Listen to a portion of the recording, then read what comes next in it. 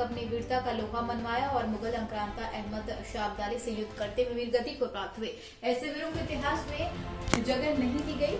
वहीं आपको बता दें, अपने उद्बोधन में अरुणाच गोस्वामी ने बताया कि हिंदवी स्वराज के पैरोकार और मुगलों के कट्टर विरोधी सिंधिया राजवंश के संबंध में इतिहासकारों से न्याय नहीं किया, जबकि सिंधिया राजवंश ने दिल्ली से लेकर लाहौर तक मुगलों और अंग्रेजों के खिलाफ तमाम युद्ध लड़े।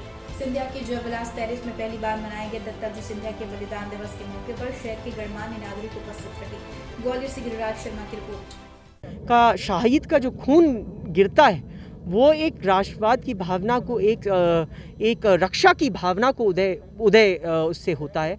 और मैं आपको एक बात बताऊं, भारतीय राष्ट्रवाद की जिसकी हम बात करते हैं उसकी जो सोच है वो छत्रपति शिवाजी महाराज के स्वराज के कॉन्सेप्ट में जाती है। जो उन्होंने औरंगज़ेब आलमगीर ने जब देश पे तबाही ढाई थी तो उस समय छत्रपति शिवाजी महाराज ने अटक से कटक और थंजावर से पेशावर तक एक हिंदवी स्वराज बनाने का सपना देखा था, जिसे पूरा करने में महत्वपूर्ण योगदान निभाया सिंधिया परिवार ने।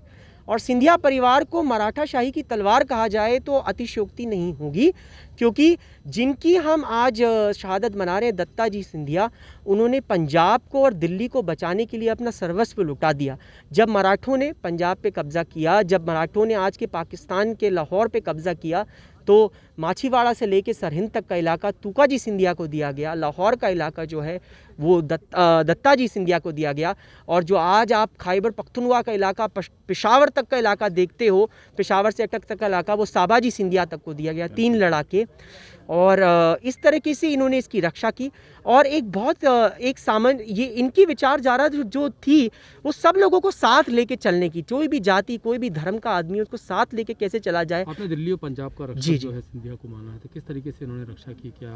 जी देखिए, अफगानों ने कह डाया हुआ था पंजाब के ऊपर, खासकर अब्दाली वंश ने, जो शाह, जिनको शाह बाबा कहते हैं, उनके बेटे तिमूर शाह अब्दाली, उन्होंने अहमद शाह अब्दाली ने जो गोल्डन टेम्पल है जिसको आप दरबार साहिब कहते हैं, उस तक को उड़ा दिया था बारूद, मतलब उस समय दरबार साहिब कहा जाता है उसको, बारूद बढ़ के उड़ा दिया था। सिखों का कत्लेआम किया था, सरदारों का, और इतनी क्रूरता के साथ पंजाब का दमन किया था।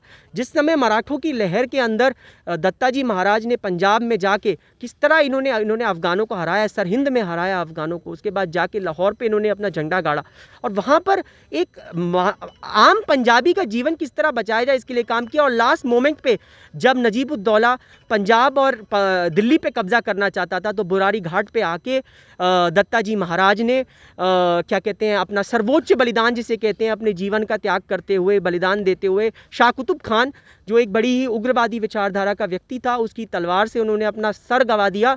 पर उन्होंने जाते समय भी यही बोला कि बचेंगे तो लड़ेंगे ज़रूर, और ये सर कट गया तब भी नहीं झुकेगा, ये हाथ कट गए तब भी नहीं झुकेंगे। तो उनको बस मानते हैं कि इतिहासकारों ने कहीं ना कहीं सिंधिया राजवंश के साथ में जो है अन्याय किया है, क्योंकि इतिहास में बहुत ज़्यादा सिंधिया का उल्लेख नहीं मिलता है, तो क्या लगता है? ये बिल्कुल हुआ है सर, ये इसलिए भी हुआ है क्योंकि जब अंग्रेज आए थे भारत में तो उन्होंने मराठों से, जैसे दिल्ली को सिंधिया से जीता गया था। अभी भी आप देखेंगे पड़पड़गंज की लड़ाई हुई थी जब दौलत राव सिंधिया की फ़ौज से दिल्ली जीती गई थी। लोगों को पता, लोगों को लगता है मुगलों से जीती गई थी, पर जो भी है, मैं ये कह रहा हूँ कि अंग्रेज़ों को पता था कि मराठा शाही उसका आखिरी सबसे बड़ा शत्रु था। ये जवाहरलाल नेहरू अपनी किताब तक में लिख चुके हैं, डिस्कवरी ऑफ इंडिया में, कि मराठा शाही में एक राष्ट्रवाद की जो आखिरी तलवार थी हिंदुस्तान की, उसको दमन करके अंग्रेज़ों ने ये नीति अपनाई, किस तरह मराठों को एक गंदा, एक कहते हैं ना, जो दूसरे प्रदेशों में घुस के लूट रहे हैं,